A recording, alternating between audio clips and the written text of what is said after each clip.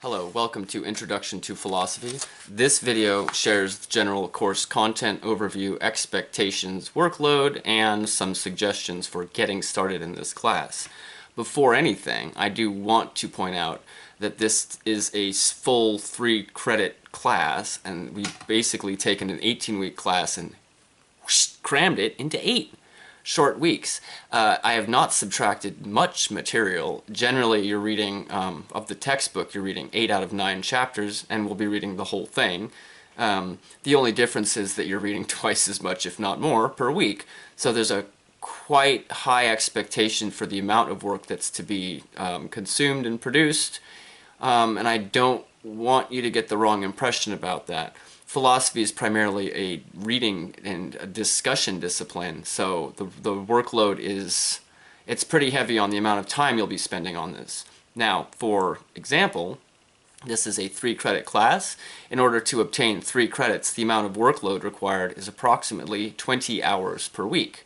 20 hours per week. That means if you were working half-time, that's how much time you'd spend. So let's say you spend 4 days out of each week, each of 8 weeks. If you spent 4 days working on the material for just this class, the expectation is that you would work 5 hours each of those days. Yes, that's 5 hours, 4 days a week for 8 weeks. That's the bar, okay? That's the expectation. So we do have a very limited number of actual assignments to turn in, but the assumption is that you are spending 20 hours per week doing the work. Just putting that out there. Welcome to class. Everything, more or less, that you need to know is available on Canvas on 2 of the tabs. So there's the syllabus tab on the left side, and there's the modules tab, which should be nearby or below it.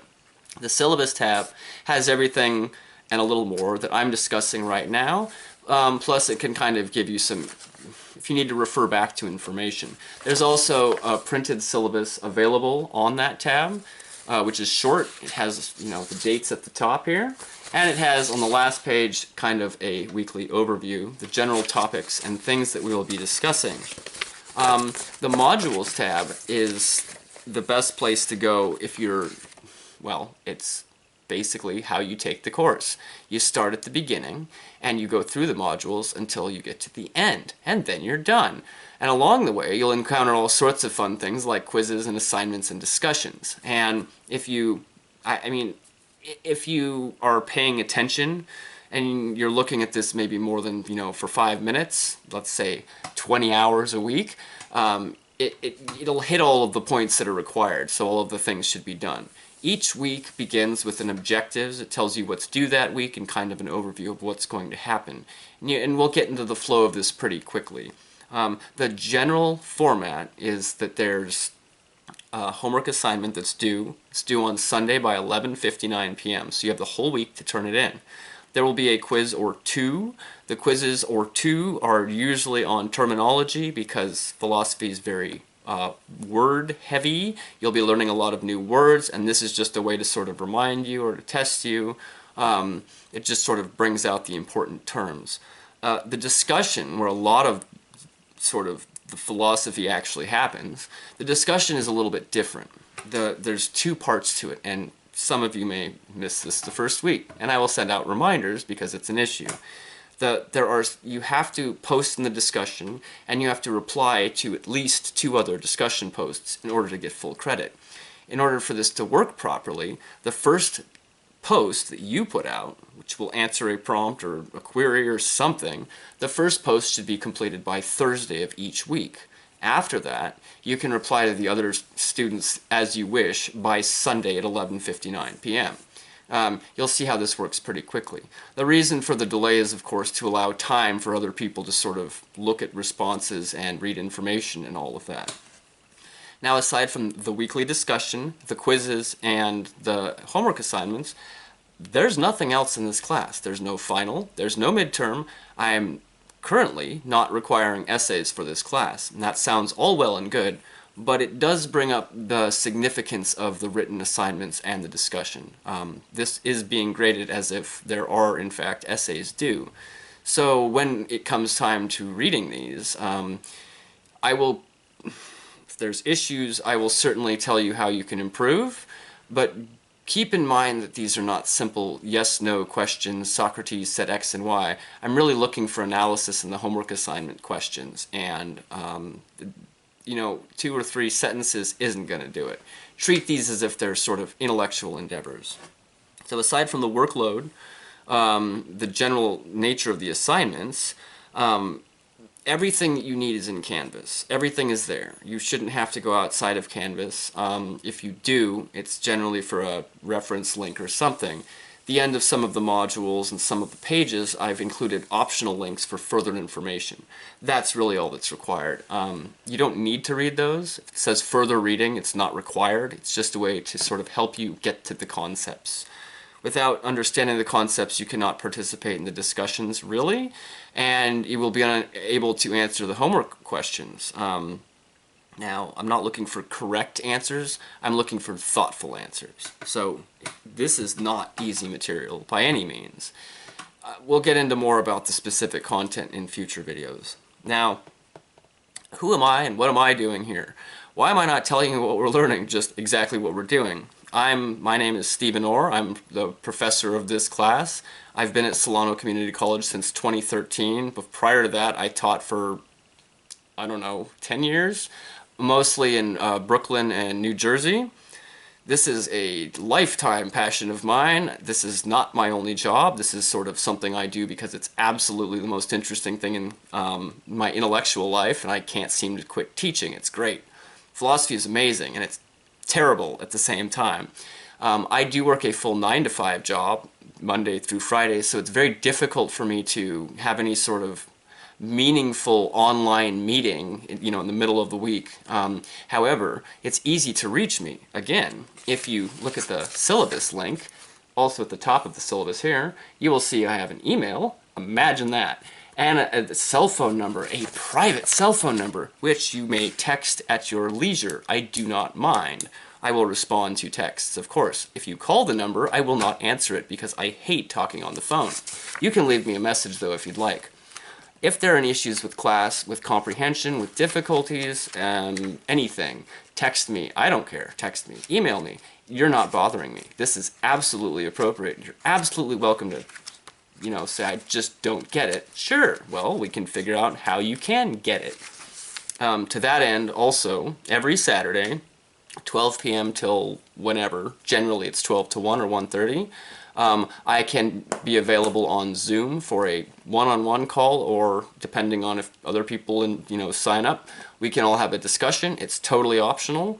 It does help people synthesize the material, helps them answer questions that they are unable to answer. In this format, I would suggest if you're having difficulty answering one of the homework questions, to show up on Zoom and maybe discuss it for a few minutes. It's not difficult. This is the other way to get information. I mean, I'm not present in, I believe this class is technically in Vacaville. I usually teach in Vallejo, but I don't even live in Solano County. I'm at the top part of Mount St. Helena down in Calistoga, where all the fires go every year. So I'm not going to be there, but you can always meet me here. If 12 o'clock on Sundays doesn't work, send me an email, send me a text, we'll figure something out. Evenings, most days of the week, are pretty decent. It's pretty easy for me. So, aside from being interested in this material, I'm also, of course, an expert. And you will know this because everything that's written in this class was prepared just the beginning of the pandemic. I wrote all of the previous lectures and things I'd done, and I composed the textbook. So the text that you're reading is a compilation of my previous lectures in a, of course, easily understood and totally accessible form. And it's free. Isn't that nice? So, if you have specific questions about this material, I'm the one to ask because I'm the one that wrote it poorly.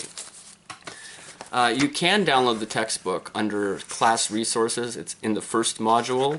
You can download it as a PDF if you'd like. I don't know why that would help you. Some students have told me they print it out. That's great. Have fun with that. It's only about 300 pages, I think. We're only reading 251 of those. It may be easier to read it in print. But again, everything on Canvas is in that textbook, so pick your battles. Do what you want. What are we all doing here? We're going to learn the fundamentals of Western philosophy. Western, specifically continental, so generally the people you're going to be reading are, we'll start with the Greeks, some of them, and then we'll move to more or less German and some French and what's known as the Anglo-American tradition. So it's a pretty white, old white, dead white man tradition, which is being rethought, of course, in its present context, which is really interesting. And you know, there's a whole great story I could tell you about the history of teaching the history of philosophy in this country. We don't really have time for that in, you know, a community college course, but if you're interested in the details, of course we could discuss that. This is a very male, very white tradition, and the things that have been happening in the past, even, you know, 20 years, have made people rethink the nature of this. It's very interesting, and this isn't anything new. The way that the history of Western philosophy was written, of course, was written from a very specific perspective. And a lot of what you see in here encompasses that very white male perspective. That is not exhaustive of the tradition. It's just sort of where we are. That doesn't mean that it's limited to this. So normally in this course, we would write a couple of essays, and it would give people the opportunity to go outside of that sort of biased tradition to look into things a little more deeply. But if you personally are interested in, you know, other, well, what else is written about this? What's written about this thing? Feel free to contact me and I can show you the way. I don't have time in the generic format of the course to do that at this point. But I am considering developing another philosophy course for Solano that would just be that. But that's, you know, for another day. Other than that, look out for short videos. I'm not going to post hour-long lectures. I mean, if you're into that, yeah, I'm not going to bore anybody. I'm not a very interesting speaker. That's a lie, but whatever. I will post short quips, in some cases explaining certain concepts or giving you some information. For example, reading strategies. That's one that we will look at very shortly. But there's no lectures involved. Anything that's posted as a lecture is generally a link to, there's a couple of good YouTube groups that are posting. So Crash Course is a really good one. There's a guy named Philosopher. Yeah, he's a surfer and he does philosophy. It's very entertaining. There's a couple of Big Think is another one. I'll put like links to these, and the reason that they're not consistently the same is because I've found it's a lot easier to hear other people talk about it. If you're reading the text that I wrote and you hear me describe it, I'm going to describe it in the exact same way. Getting a different perspective on it may be sort of helpful. So aside from that, this is predominantly a course that involves a lot of reading. So if I leave you with anything else, I would like to point out that you cannot do the reading in one sitting. I mean, you can, and maybe that's great, but you're not going to get everything out of it the first time through. And this will be discussed later, but generally speaking, the text should be read 3 times. So whatever you're assigned for whatever week, you should plan on trying to read it 3 times. Not all at once. You're going to have to break it apart. Your brain isn't going to process that. Figure out what philosophers or what sections of the text you can see. Maybe read it through once and then think, well, okay, that's something I need to redo, that's something I need to redo. But you should plan on reading it 3 times. And in the video on reading strategies, I'll go into some detail. But this is not a class you're going to read everything all, Thursday evening before the first discussion post is due. You're going to need to start prior to that. Because the textbook is available to download, I would suggest that everybody just look at it, because I'm not going to open up week 2 and week 3 until week 2 and week 3. There's no reason to get a head start on anything, at least in terms of the actual assignments. If you want to get a head start on the reading, download the textbook now and you can kind of see where it's going to go. We're only reading the first 8 chapters. Unfortunately, because we've crammed 18 weeks into 8, we have to take out chapter 9, which is not even a complete chapter anyway. So that's political philosophy. That's kind of the fun stuff. So it would at least give you sort of some idea of where we're going. Otherwise, welcome to class. Again, you can text me, you can email me. You're not wasting my time. Your question is not dumb. I mean, there are dumb questions, but trust me, if you're lost, if you're totally lost, then you're probably in the right place. Welcome to class, and I will probably check in soon.